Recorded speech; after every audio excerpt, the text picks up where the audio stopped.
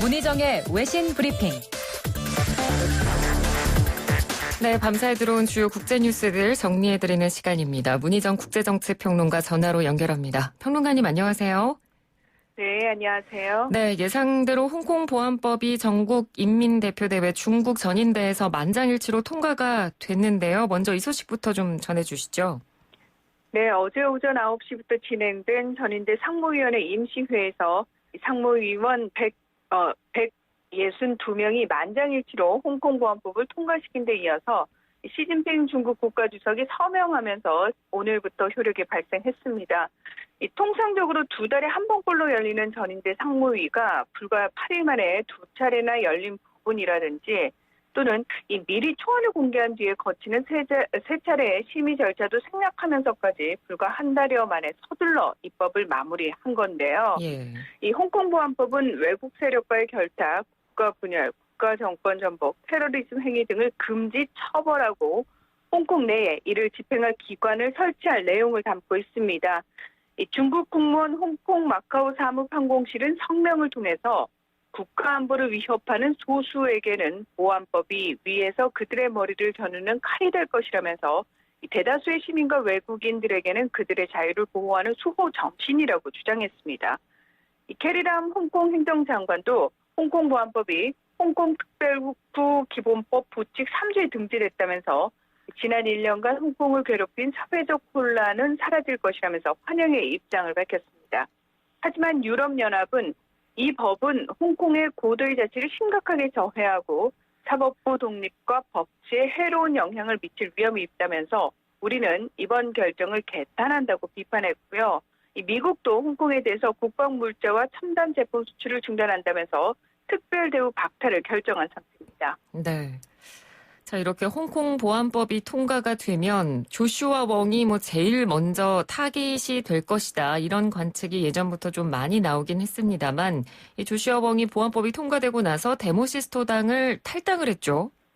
네, 그렇습니다. 홍콩 민주화 운동의 주역 중 한 명인 조슈아 웡이 어제 오전 페이스북을 통해서 당에 대한 피해를 최소화하기 위해 자신이 비서장을 맡고 있는 데모시스토당에서 탈퇴하겠다는 뜻을 밝힌 건데요. 네. 그러면서 중국이 홍콩 보안법을 통과시킨 것은 세계가 그동안 알고 있던 홍콩의 종말을 뜻한다면서 이제부터 홍콩은 새로운 공포의 시대로 접어들 것이다. 또 내 목소리가 당장 들리지 않아도 국제사회가 계속해서 홍콩을 위해 목소리를 내고 자유를 지키기 위한 노력을 강화하길 바란다고 당부했습니다. 이뿐만 아니라 네이선 로 전 주석과 아그네스 초 등 지도부가 일제히 당을 탈퇴하면서 개인적으로 저항하겠다는 입장을 표명했는데요. 네. 곧이어서 데모시스토당은 성명을 통해서 더 유연한 방식으로 저항하기 위해 당을 해체하고 모든 당무를 중단한다고 해체를 선언했습니다. 이 밖에도 지난해 송환법 반대 시위 당시 학생들의 시위를 주도한 학생동원도 홍콩 본부를 해체하고 해외에서 활동을 이어가기로 했고요. 이 홍콩 독립을 주장해온 단체인 홍콩 민족전선도 페이스북을 통해서 홍콩 본부를 해체하고 모든 조직원이 해산한다고 발표했습니다. 예. 또 홍콩 독립을 주장하는 정치단체인 홍콩 독립연맹 창립자인 웨인차는 이 홍콩 보안법을 피해서 해외로 이미 도피한 상황이고요. 홍콩 정무사장을 지낸 후 행정장관 직선제 등을 요구하면서 시위 활동에 활발하게 참여해서 홍콩의 양침으로 불렸던 안손 찬도 지난 26일 정계 은퇴를 선언했습니다. 네. 자, 이번에는 화제를 좀 바꿔서요. 유럽으로 가보도록 하겠습니다. 코로나19 팬데믹 상황에서 이 각종 전문가들이 끊임없이 이 사회적 거리두기, 마스크 착용 굉장히 중요하다 이렇게 강조를 하고 또 촉구를 하고 있는데 사실 유럽에서는 여전히 마스크 착용에 대해서 좀 거부감이 있죠. 사실 평소에도 미세먼지라든지 자신의 컨디션에 따라서 마스크 착용을 일상화하는 우리와 달리 서구에서는 사회 분위기상 마스크에 대한 거부감이 유독 강하다는 말씀을 드린 적이 있는데요. 네. 은행에서는 주로 보안상의 이유로 마스크 착용을 금지하고 있는 데다가 일부 국가에서는 야외 집회나 시위에서 마스크 착용을 금지하고 있기도 합니다. 게다가 지난 2월까지만 해도 미국 질병통제예방센터나 세계보건기구 등은 의료진을 제외하고 일반인이 마스크를 착용하는 것에 대해 반대하기도 했죠.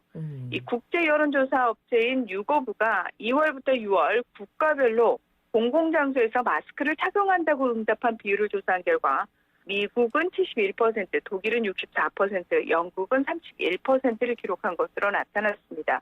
그런데 특히 북유럽 국가들의 경우 이 공공장소에서 마스크 착용률이 지난달 25일 기준으로 덴마크는 3%, 스웨덴 4%, 노르웨이 5% 등으로 최저치를 기록했는데요. 이 같은 수치는 싱가포르 92%, 말레이시아 89%, 홍콩 86%, 대만 85%등 공공장소에서 마스크 착용률이 90%에 육박하는 아시아 국가들에 비하면 정말 낮은 수준이라고 할 수 있습니다. 예. 이런 부분에 대해서 이 독일의 밤베르크 대학 연구진은 지난 4월 30일 이 마스크 착용에 대한 수용도는 유럽에서 여전히 낮고 많은 사람들은 마스크 착용을 이상하게 느낀다. 이런 발표를 하기도 했고요. 영국의 런던 미들섹스 대학과 미국 버클리 대학 수리과학연구소의 연구 결과에 따르면 이 남성은 여성보다 마스크 착용이 창피하고 쿨하지 않으며 이 자신의 취약함을 부각시키는 등 부정적으로 인식하는 것으로 나타나기도 했습니다. 네. 마스크 착용이라는 게 내 자신의 건강을 위해서도 있겠지만 사실 다른 사람을 배려하기 위한 차원도 있으니까요. 이런 부분에 대한 인식이 좀 이번 기회에 좀 널리 퍼졌으면 하는 바람을 가져보겠습니다. 네네. 자, 다음은 이 중국에서 지금 또 새로운 바이러스가 발견됐다는 소식이 들렸는데 신종 돼지독감 바이러스라고요. 네, 그렇습니다. 이 중국 농업과학원 산하 중국 농업대 과학자들과 이 영국 노팅엄대 킨초첸 교수가 최근 미국 국립과학원 회보에 보낸 논문에서 중국 돼지 도축장에서 신종 인플루엔자 변종이 발생했다 이런 발표를 내놨습니다.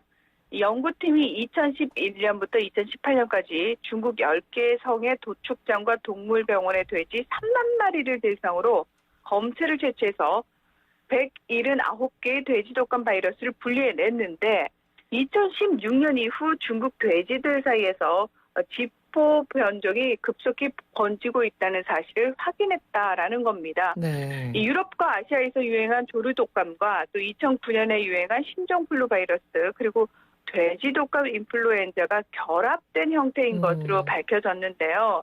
그러니까 문제는 이 돼지로부터 사람에게도 전파됐다는 사실이 확인된 겁니다. 예. 이 돼지 사육장에서 근무하는 338명의 사람들 중에서 10.4%에 해당하는 35명이 검사에서 양성 반응이 나타났고 특히 18살에서 35살 사이의 축산업 종사자는 20%가량이 양성 반응을 보여서 감염률이 더 높게 나타났다고 합니다. 네. 게다가 호흡기 등이 사람과 닮아있는 흰 족제비 등을 상대로 실험을 한 결과 공기를 통해서 감염이 됐고요. 또 인체세포에서는 자가 복제도 하는 것으로 알려졌습니다.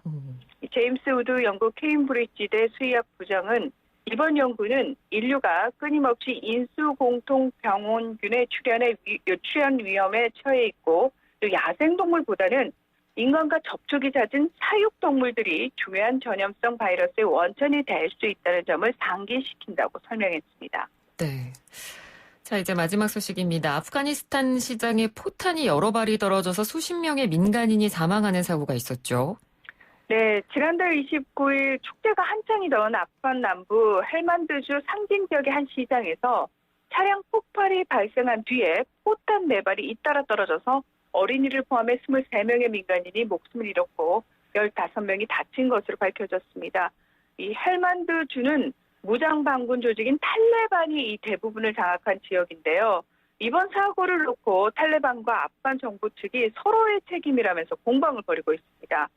아프간군 측은 차량 폭발과 로켓 공격은 반군이 민간인을 겨냥해서 벌인 일이라면서 인근에서는 정부군의 구조활동이 없었고 오히려 탈레반 조직원 2명이 차량 폭발 때 사망했다고 발표를 한 겁니다. 현재 아프간에서는 미국이 지난 2월 29일 탈레반과 평화안에 합의한 후 탈레반과 아프간 정부 측이 직접 협상을 추진 중에 있는데요. 하지만 계속해서 테러가 발생하고 있는 상황입니다. 네. 이 한편 평화안에 따르면 탈레반이 모든 테러 단체들과의 연계를 끊는다는 조건을 달성할 경우 미국이 2021년 5월까지 아프간 주둔군 12,000여 명 전원을 철수하기로 했는데요. 일단 7월 중순까지 1차로 8,600명까지 감축하기로 한 약속을 미군 측이 이미 달성한 것으로 알려졌습니다. 예, 알겠습니다. 오늘 소식 잘 들었습니다. 고맙습니다. 네, 고맙습니다. 네, 지금까지 문희정 국제정치평론가였습니다. 1부는 여기서 마치고요. 잠시 뒤 2부로 돌아오겠습니다.